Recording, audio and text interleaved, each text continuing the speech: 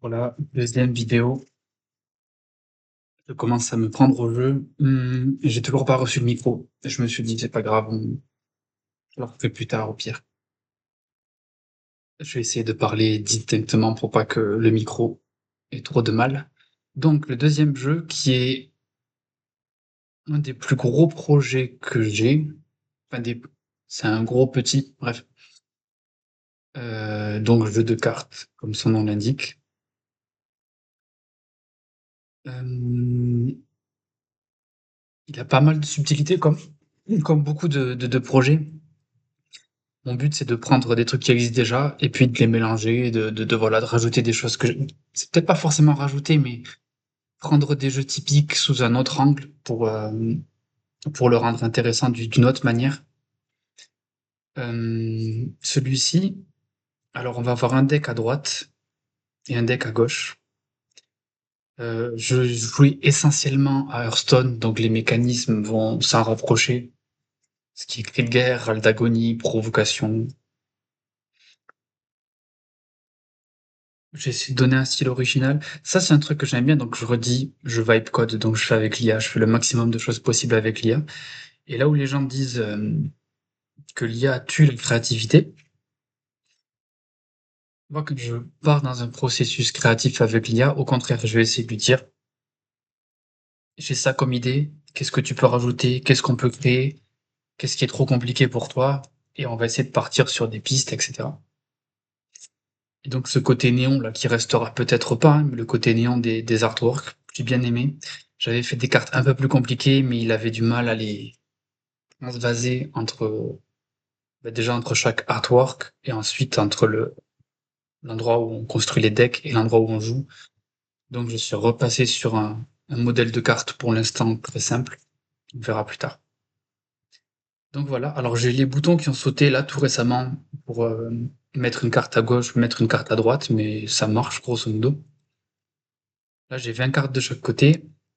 Et bah, l'ancienne partie, le réseau fonctionnait. Donc, si là il bug, il fonctionne quasiment. Le système est quasiment fonctionnel. Mais c'est très compliqué. Il faut que j'ouvre plusieurs onglets. Moi, j'ai personne pour m'aider à tester ou quoi. Donc j'ai fait un mode pratique où il y a des bots qui vont jouer. La map n'arrive pas à trouver d'idées de graphisme sympa.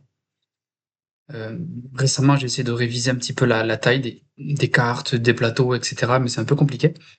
Donc, on a deux boards parce qu'on a deux decks. On va commencer à gauche, playing on left board. On a deux cristaux. C'est notre carte. J'arrive pas à lire, je les ai faites trop petites. Bon, c'est évidemment, c'est à gérer, hein. Et donc, c'est le gars de l'autre côté qui va jouer ici. Je vais expliquer après la subtilité. End turn. Donc, je passe de ce côté-là. Deux cristaux. On est parti. Alors, donc, j'imagine que c'était pioche une carte. Voilà, pioche une carte. Donc, on a pioché lui. Il y a un tour de sommeil quand on pose la carte, bien sûr. Là, il va jouer. Genre, je sais pas s'il a déjà joué, s'il va jouer, s'il a pas prévu. Bref. Trois cristaux. Je connais pas mes cartes par cœur. Et là, on va pouvoir taper. Alors, j'ai toujours du mal à lui faire viser la tête. Enfin, la tête, ce qu'on appelle la tête, les points de vie réels du joueur. Ouais. Et là, on est sur un bug. À chaque fois que je tape la carte, par au Connemara. Ça, je viens de m'en rendre compte, mais pas de problème. Hop là, il a joué. Je sais pas quoi. Peut-être les sorts, j'ai essayé de donner un aspect visuel. Celui-là, à la charge. Aussi, drag drop. Ça. La charge, il va pour l'attaquer, mais j'imagine qu'il va. De toute façon, il a qu'un point de vie. Donc, un d'attaque, deux de vie, deux d'attaque, un de vie. Donc, lui, il va disparaître. Et là, on va taper la tête. Et du coup, la carte va disparaître parce que ça bug, mais il aura perdu un point de vie. Donc voilà, grosso modo, peut-être pour la miniature, j'essaie de remplir un peu le board pour faire un truc un peu plus stylé rapidement. Et après, on va attaquer les PowerPoint, hein, on va rigoler. Voilà. Donc là, un sort qui envoie des dégâts. Hop, les animations pour l'instant, elles sont claquées, mais elles ont le mérite d'exister, de se déclencher.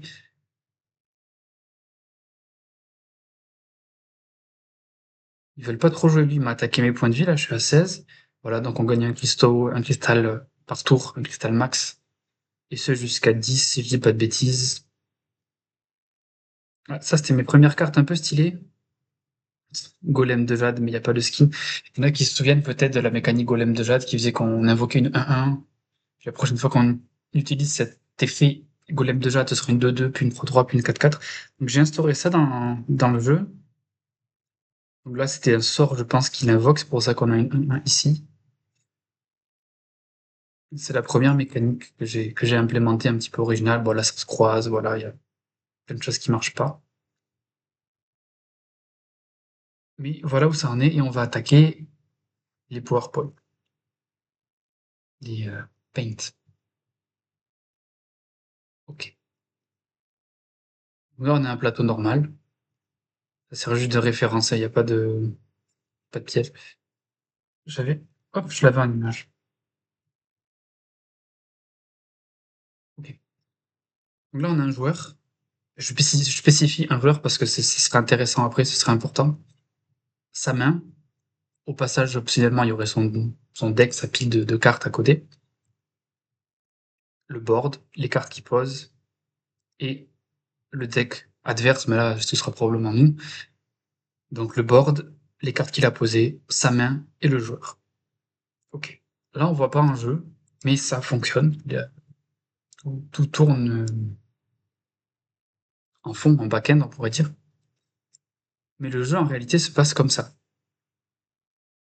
C'est un des deux gros points originaux que j'ai voulu mettre. Moi, je joue à Hearthstone Battlegrounds. S'il y en a qui connaissent, c'est du auto-chest. Donc, ça veut dire qu'on pose, on lance une manche et ça joue tout seul. Donc, c'est TFT qui est connu pour ça. L'avantage, c'est qu'on joue contre 8 adversaires et à chaque fois, on fait une manche contre un adversaire différent. Donc, c'est une espèce, il y a un côté Battle Royale où est-ce qu'on est plein, chacun pour soi, essayer d'être le top 1 de la partie. Ça, c'est l'avantage. L'inconvénient, c'est qu'une fois qu'on lance la manche, ça joue tout seul. C'est pas nous qui contrôlons.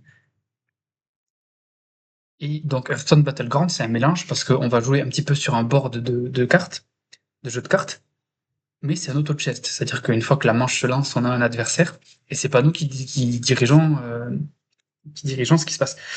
Donc, la problématique, c'est que moi, j'aurais aimé un jeu de cartes, un vrai jeu de cartes où on a des tours, où est-ce on choisit qui attaque quoi, mais pas que en un contre un. Donc, en Battle Royale, en Battle Royale, on va appeler ça comme ça. Le problème, c'est que c'est un jeu tour par tour. Donc, logiquement, si chacun doit jouer son tour et qu'on est 10, on joue son tour, puis on doit attendre 9 personnes, c'est un enfer. Donc là, le principe que j'ai trouvé, c'était en fait de jouer deux parties en même temps, ce qu'on va nous appeler la partie à notre gauche et la partie à notre droite. Donc, c'est une vachement mauvaise idée d'avoir pris ça et pas Paint, parce que du coup, je peux pas, une seconde, désolé, écrire dessus. Il y a d'autres moyens, mais bref. Et désolé, ouvrir. Et on est sur celle-ci. Ok. Donc là, en fait, ce qui se passe, on va écrire en rouge avec notre. Voilà. Ce qui se passe, c'est que si on prend par exemple ce joueur-là, il va avoir un board ici, il va jouer une partie là, et en même temps, il va jouer une partie ici. Il va jouer contre ce joueur. Bon, j'ai pas mis les joueurs droits, mais ok. Et il va jouer contre ce joueur. Joli cercle. Donc, ce qui va se passer, c'est que on va avoir le tour qu'on va appeler le tour de gauche, où est-ce que lui, il va jouer sur ce bord-là,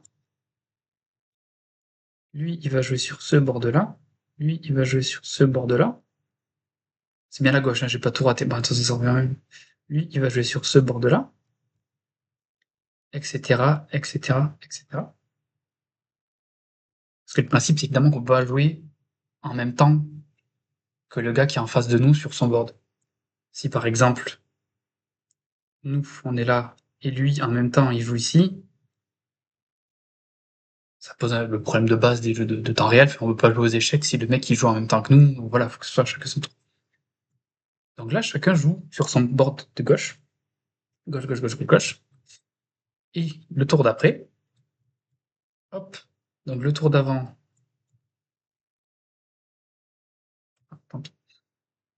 c'était lui qui jouait.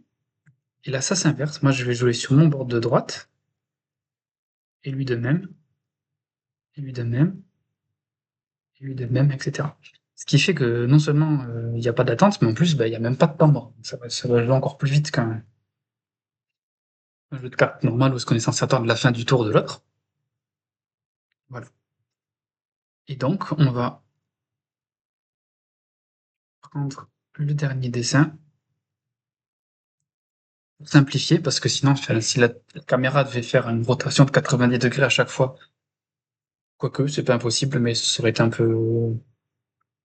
À voir pour plus tard. Là, ça marche beaucoup par UI, c'est un peu plus simple, donc peut-être que à l'avenir, j'améliorerai ça. Mais nous, ce qu'on voit grosso modo, j'allais dire autre chose, à la caméra, c'est que j'ai réorienté en gros les deux plateaux.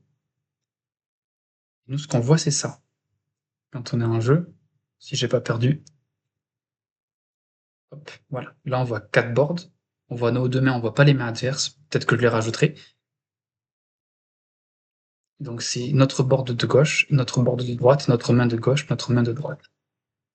Board de gauche, board de droite, main de gauche, main de droite. On a une pile de PV à chaque fois.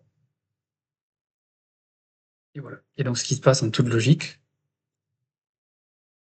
hop, hop, hop, c'est que si un joueur meurt,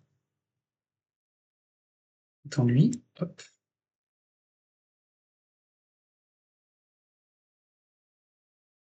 mais lui, il va continuer à jouer, hop, pardon, au tour de gauche, il va continuer à jouer contre lui, et son tour de droite, il va jouer contre le joueur suivant. Et ça marche. C'est-à-dire que si mon adversaire à gauche meurt, sur le board que je vois, donc, allez, le board que je vois en haut à gauche va être remplacé par le joueur qui suivant dans la ronde côté gauche. Je me perds entre tous les paints. Donc voilà. Et à l'inverse, évidemment, lui, il va jouer contre lui et contre lui dans l'autre sens, évidemment. Jusqu'à ce qu'il en reste bah, que 3, mais à 3, ça marche encore. Il n'y a pas de souci, joueur de gauche, joueur de gauche, joueur de gauche, joueur de droite, joueur de droite, joueur de droite. Et une fois qu'il en reste 2, pareil, ça te pose toujours pas de souci, parce qu'on pourrait dire, ouais, si c'est impair, peut-être qu'il y a un problème. Non, tout va bien. On va juste jouer pair, enfin, on va juste jouer alternativement sur le bord de gauche puis de droite, et jusqu'à ce qu'il en reste qu'un. Fonctionne correctement. Donc voilà, ça c'était la manière que j'ai eu de essayer de trouver un concept où on joue au jeu de cartes, mais pas que en un contre un, ce qui est vachement statique. Voilà. Et deuxième petit point clé que je vais peut-être mettre en avant de finir la vidéo, c'était une deuxième idée qui est du coup plus simple avec ce système où est-ce qu'on a deux boards et où est-ce qu'on va croiser beaucoup d'adversaires. C'est un point que j'aimais pas dans les jeux de cartes, que j'aime toujours pas. C'était qu'une fois que la méta est en place, on va dire, au lieu d'avoir à nous-mêmes rechercher nos decks, etc. Je trouve vraiment, je pense que pour les streamers et les gens qui jouent beaucoup au jeu de cartes comme ça, c'est le point le plus intéressant. Et on les voit quand il y a une nouvelle extension qui sort ou quoi. Ils vont commencer à faire leurs recherches, leurs petites compositions et tout, essayer de trouver qui a trouvé quel bon deck, etc. Et c'est un moment où vraiment tout le monde s'extasie à essayer de créer. Et une fois que ça c'est fini, et ben on se met à aller sur n'importe quel site de cartes et à copier-coller tout simplement. Il n'y a plus de recherche de deck. Et donc l'idée c'est, sans que ce soit trop frustrant, mais de faire en sorte que on consomme les cartes. C'est-à-dire qu'au bout d'un moment, la carte qu'on utilise, elle disparaît. Et à l'inverse, on en récupère des nouvelles. Ce qui fait que ça va cycler notre pool de cartes et qu'on va devoir en permanence essayer de composer de nouveaux decks et que personne n'aura la même base de cartes. Donc c'est un bon équilibre à trouver. Si jamais le jeu il sort, etc., mon but c'est pas de faire de l'oseille de fou, c'est pas de frustrer tout le monde à devoir payer pour avoir toutes les cartes. Donc je pense que tout le monde sera logé à la même enseigne pour ce qui est de dropper les cartes. Mais voilà, je pense que ça va être ma recette, sachant que si c'est un jeu 1 contre 1 qui est très, très fixe, c'est compliqué de dire, lui il a réussi à avoir un deck idéal et l'autre à côté, il fait un deck magouillé avec 3 pauvres cartes et ça marche pas. Mais là, vu qu'on est en, on va dire, 8 chacun pour toi, heu, on peut essayer de se débrouiller, on peut avoir des phases où est-ce qu'on va avoir un deck pas super fort, mais on va faire des top 4 et cetera, jusqu'à ce qu'on puisse trouver des meilleures cartes et là avoir une grosse phase avec beaucoup de top 1 et cetera, jusqu'à ce qu'on perde ces cartes qui synergisaient bien. Et puis, voilà, on peut trouver des solutions, des decks peut-être plusieurs lits, plus ceci, cela. Le fait de jouer à 8 comme ça change complètement la vision du jeu et ça permet plus de flexibilité, je pense, au niveau des decks. J'espère en tout cas. Mais voilà, donc le fait de jouer en ronde, on va appeler ça, et le fait d'avoir des cartes qui disparaissent et qu'on redrop derrière, c'est les deux grands aspects de jeu de cartes que j'essaie de mettre en place. Voilà. Bon, rapidement, s'il y en a qui voient cette vidéo, et qui se dit: c'est un jeu de fou, faut que ça marche», et essayer de je fais des toutes petites vidéos, donc voilà, votre soutien est grandement bienvenu pour quoi que ce soit. Merci.